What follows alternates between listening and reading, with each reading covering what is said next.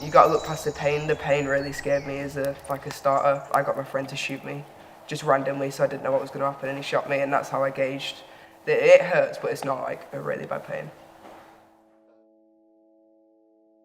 Utter chaos, all dressed up, in the dark sometimes, in the wet, in the cold, shooting people and having fun. LEC's origins start in December 2007 with a drunken conversation between myself and my brother-in-law, who said, quote, "I bet you couldn't do something like this." And because he dared me, we did one. And here we are 15 years later. All marshals, stand by. 10, 9, 8.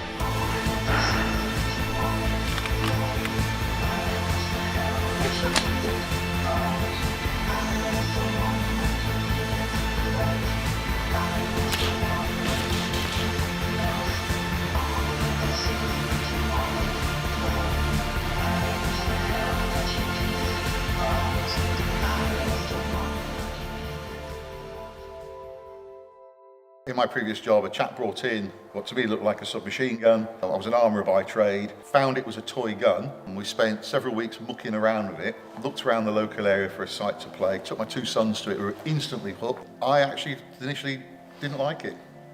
I initially thought it was a bit, a bit weird, and then somebody put a gun in my hand, said, "Go and have some fun and shoot your children." I went, "Awesome." Unfortunately, I couldn't find them, but they found me, and ever since after that, it's the most fun I've had with my trousers on. I'm sorry. I don't know if you want to edit that one out. No, that's hilarious. CQB, by its very name, means close quarter battle. Everything about it is close up and personal, whereas if you're playing in a woodland, you've got range and distance. It allows, especially at night time, to rely on other senses. It's almost like going on a roller coaster. Should you go into the game area, and this is the main entrance into the game area, all face protection goes on this side of the building. Player safety, very, very simply put, is minimum protection, so to speak, for anyone over the age of 18 is just eyewear. The under 18s, we take that choice away, and quite rightly as well. So it's full face protection, that's eyes, nose and mouth. So you see a lot of children who play will wear a full face mask. We don't tolerate abuse, verbal or otherwise, and we don't tolerate cheating. So if you shoot someone, they've not felt it, they've not felt it. It ain't cheating, because they've not felt it. However, we know the difference between someone pretending that they're not feeling it. One other thing as well, where are you, Taylor? Where are you, mate? He raised over 70 pounds last time, okay? His pot is out again. We aim for a wider range of audience, for want of a better word. Our player base ranges from 9-year-olds up to, our oldest player was 79 until he finally retired. Even my dad had a go, but unfortunately my dad just told everybody how it should be done. I think Airsoft Club has a strong community, and it's the biggest thing myself and all the guys on the team push. We're not just an airsoft venue, we're not just an airsoft club, we are a family. We welcome people into the family, we look after people within the club, and we treat them as a family.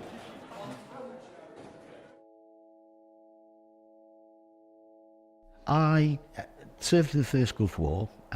It's like Northern Ireland before that, in Cyprus. It sounds quite daft that getting dressed up in military kit, wearing the webbing, carrying weapons that feel like the real thing is any good for that. But there's a lot of us ex-service, some serious guys in there, and it takes that tension away. You know that when you shoot somebody, they go out, they don't drop down dead. You know it's only a game. One of the main reasons I started playing Airsoft was I saw quite a few videos of it online. I like the messing around.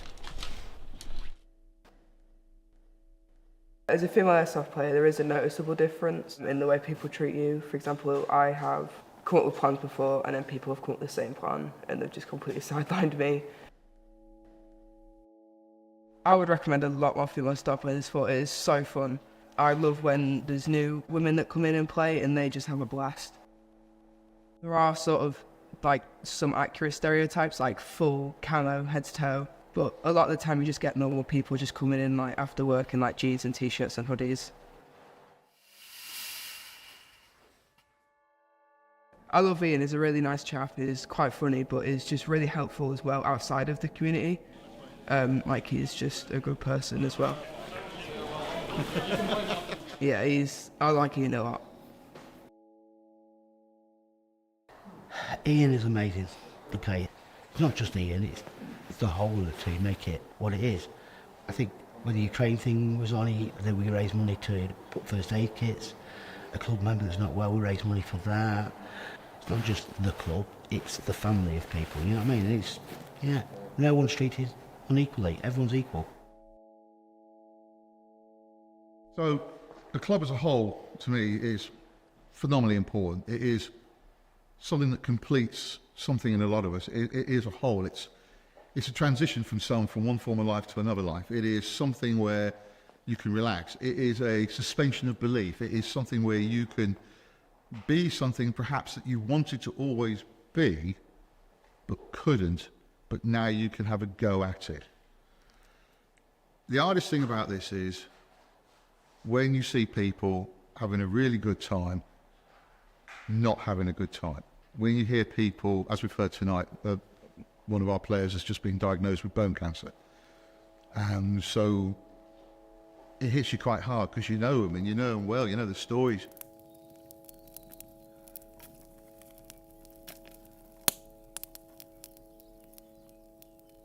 They're 9 years old and 15 years later, they've got kids, you know, and they're bringing their kids along. When they bring newborn kids on, say, look at this, or even if they brought a new dog, and it just completes me. I can't think of any way to put it. 5, 4, 3, 2, 1. Game over, game over.